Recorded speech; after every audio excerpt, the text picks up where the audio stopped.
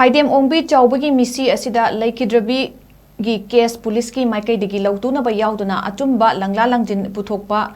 PUMNKAMAKKI THOUDANG LOUMINASHI HAINA Universal Mothers Organization UMOgi President MOIRANGTHEM SOROJINI LEIMA PHONGDORAKLI Wafam ngasi lamphel da leiba organization asigi mayai loisangda pangthokiba paugi mifam amada phongdokibani mahakna makha taraduna Leikhidrabigi Chaoba mahakna hinglingai ki matamda organization asida phibam yamna sokpa mawong amada masa matanda chatpa phawba ngamdana lakhiba laikre amadi organization asida mahakpu hospital pukhatuna numit humni chupna laika nakhibasu laikhi madugi matung waroisin ama puraknabagi pandamda mapuroiba amasung manem yaungna wari sakhi adubu nupa mayumgi mangak kanba nupi bibu hantana yengba ot naibagi hainabi thadok pangamdaba thawong uba phangki maram sing asi leibana misi asigi matangda chaubagi mapuroiba amadi manempok animak mara leite chena de haiba yaroi misi asigi asengba achumba langla langjin puthokpada forensic science ki Maikeidagi su achumba report puthokpiyu amadi police ki Maikeidagi su nupi khunaibu ikai khumnaba amaga loinana achumba wayel puthokpada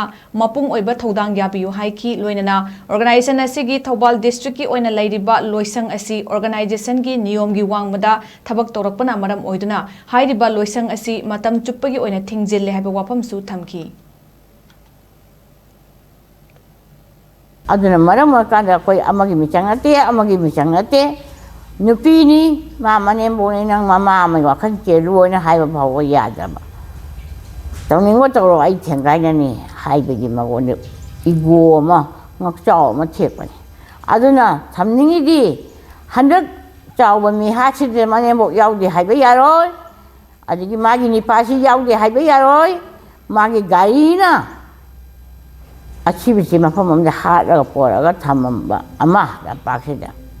adi hariba nupisi digi yari boki nupisi chawaga magi boinau sida koina di haiba yaroi koina duna sanga bari sang chawbana sakan matan atomu do poraga sakan tana yari bok tana ahin chatlaga mawa gi damda khana bangami bache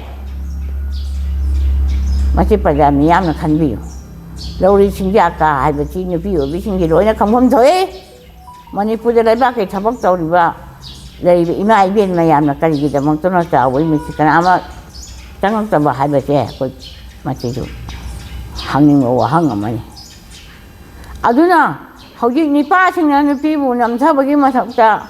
thaugatpagi mahutta namtha iba mayam de thangaina se hai ta gadi handaki chawbagi miha che mayam punna paja punna amata oina le mina ba changi haining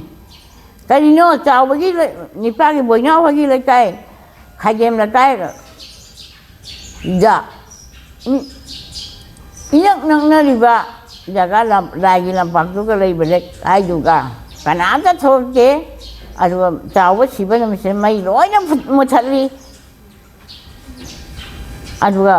postmortem mang rena pung kanon de postmortem tawraga chawbana siribdu pung kumai sude report tawa cheba police report tawa chi chawbana mang ri chi pung tara kan mang pung tara kun kan taw ru no thibe aba thinaraga ado ikan kanadana police mang rena report tawa che maram chade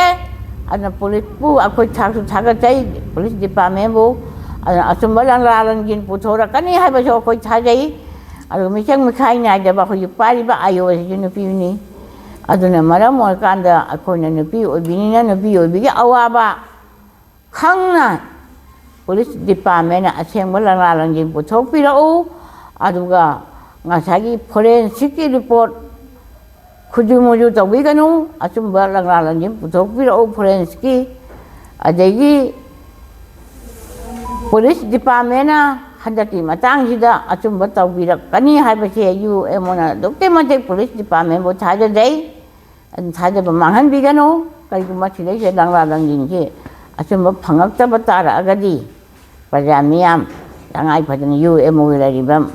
mafam khudima ke UMO ge thomi singna chapchaba khoi khongjang jangsin lakani adegi aduda natana hauji achubada magi postmortem report ko lakani ajisu postmortem tawa matamda video yawiu adu judge ma yahon view aduna tari ko postmortem bi rangalang di mang hi bayai hai pa sim chu thamjari UMO ko tang